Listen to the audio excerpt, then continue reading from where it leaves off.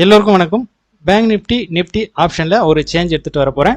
என்ன சேஞ்ச் அப்படின்னு பார்த்தீங்கன்னாக்கா, ஸ்ட்ராட்டஜியில் எந்த ஒரு சேஞ்சஸும் கிடையாது. நான் அனுப்பக்கூடிய கால்ஸில் தான் சேஞ்ச் இருக்க போகுது. இது வரைக்கும் நான் அனுப்பக்கூடிய கால்ஸ் எப்படி இருக்கும் அப்படின்னு பார்த்தீங்கன்னா, பேங்க் நிஃப்டி 42,600 புட்டு, என்டர்பிரைஸ் 485, டார்கெட் 585, ஸ்டாப் லாஸ் 385, இப்படி தான் கால்ஸ் இருக்கும்.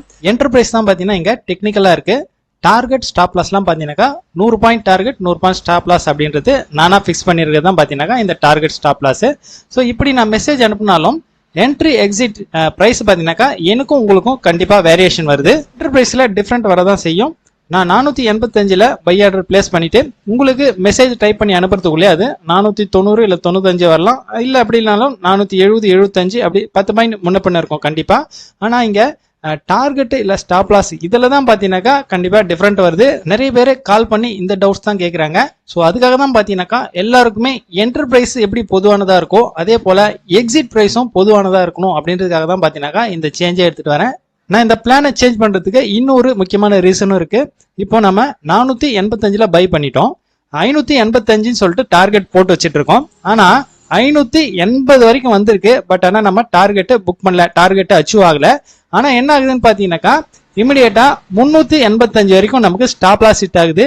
இங்கே என்ன ஆகுதுன்னு பார்த்தீங்கன்னாக்கா நமக்கு ஒரு 2250 ரூபாய் ப்ராஃபிட் வந்துட்டு அதே டைம் ரிவர்ஸ் வரும்போது நம்ம 385 ஸ்டாப் லாஸ்ல எக்ஸிட் ஆகிறோம். இங்கே இந்த ஒரு பிரச்சனை இருக்கு. ஆக்சுவலாக இந்த ஆப்ஷன் பண்றவங்க 20 மாதங்கள் என்னோட டார்கெட் இந்த கான்செப்டும் பண்றாங்க அப்படின்னாக்கா கண்டிப்பா அவங்க 11 o'clock என்ன பிரைஸ் இருக்கோ அங்க எக்ஸிட் ஆயிடுவாங்க. அவங்களுக்கு பிரச்சனை கிடையாது. ஆனா இந்த ஆப்ஷன் ட்ரேடிங் மட்டும் பண்றவங்க 11 o'clock எக்ஸிட் ஆகணும்னு அவசியம் கிடையாது.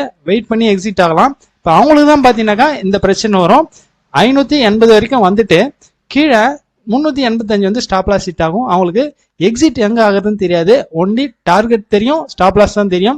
சென்டர்ல ட்ரெண்ட் ஏதாச்சும் சேஞ்ச் ஆகுதா அப்படின்றது அவங்களுக்கு தெரியாது. அந்த காரணத்துக்காக தான் பாத்தீங்கன்னாக்கா இந்த ப்ராப்ளம் வருது.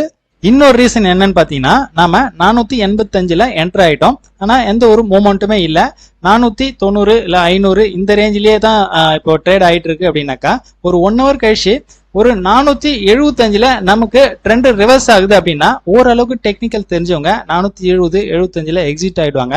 ஆனா டெக்னிக்கல் விஷயம் தெரியாதவங்க 385 தானே ஸ்டாப் லாஸ் அப்படின்ற மாதிரி 385 வரைக்கும் வெயிட் பண்ணுவாங்க. ஸோ அங்க ஒரு 500 ரூபாய் இல்ல 1000 ரூபாய் லாஸ் வர வேண்டிய இடத்துல அவங்களுக்கு கண்டிப்பா 2500 ரூபாய் லாஸ் வரும். ஸோ இந்த காரணத்துக்காக தான் பாத்தீங்கன்னாக்கா இப்போ நான் பிளானே சேஞ்ச் பண்ணியிருக்கேன்.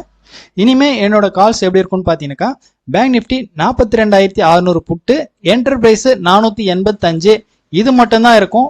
டார்கெட் ஸ்டாப் லாஸ் இது ரெண்டுமே இருக்காது. ஆக்சுவலா இதுல 2 விதமான ட்ரேடிங் நம்மளால பண்ண முடியும். இப்போ 485 பை அப்படின்னாக்கா ஸ்டாப் லாஸ்ன்றது நீங்க டெக்னிக்கலா போய் பார்க்குற மாதிரி இருக்காது கண்டிப்பா. இப்போ நிஃப்டி அதாவது பேங்க் நிஃப்டியோட ஃபியூச்சர் இந்த பிரைஸ் வந்தது அப்படின்னாக்கா எக்ஸிட் ஆகிற மாதிரி பிளான் இருக்கும். பேங்க் நிஃப்டி ஃபியூச்சரோட நம்பர் வச்சு நீங்க தாராளமா எக்ஸிட் ஆயிடலாம். இங்க டார்கெட்ன்றது பாத்தீங்கன்னாக்கா ஒன்னு நீங்க ஸ்டாப் லாஸ் வச்சுட்டு டார்கெட் அன்லிமிட்டடா விடலாம். அப்படி இல்லைனாக்கா ஒரு 200 பாயிண்ட் டார்கெட் புக் பண்ணலாம். ஸோ இப்படி நம்ம 2 விதமா ட்ரேட் பண்ண முடியும்.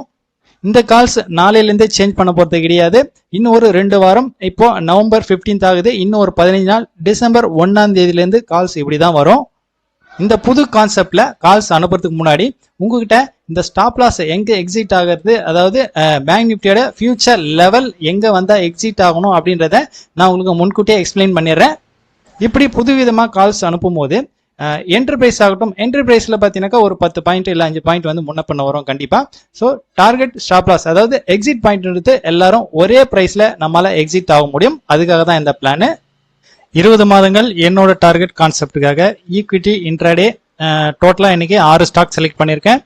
Bharathi Airtel, Coal India, Hindalco, ICICI bank, ONGC, Reliance இந்த 6 ஸ்டாக்ல எத்தனை ஸ்டாக் எக்ஸிட் ஆயிருக்கு, என்ன ப்ராஃபிட் லாஸ் வருதையும் நம்ம செக் பண்ணிடலாம். ரிலையன்ஸ்ல 202 ரூபா ப்ராஃபிட் வருது. ஹிண்டால்கோல 416 ரூபாய். இந்த 6 ஸ்டாக்ல 2 ஸ்டாக் தான் எக்ஸிட் ஆயிருக்கு. டோட்டலா 619 ரூபாய், 0.5% இன்னைக்கு ப்ராஃபிட் வருது. பேங்க் நிஃப்டி ஆப்ஷன் ட்ரேடிங்கில் இன்றைக்கி கொடுத்த கால் இது தான். ஆக்சுவலாக 485 பை ஆகிருப்போம்.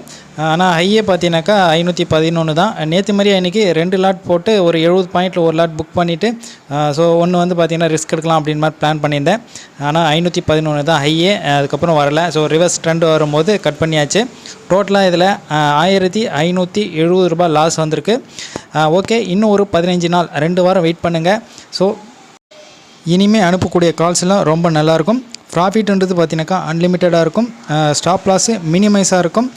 ஸோ ரெகுலராக வாட்ச் பண்ணி பாருங்கள். நாளையோட வீடியோவில் பார்க்கலாம். பாய்.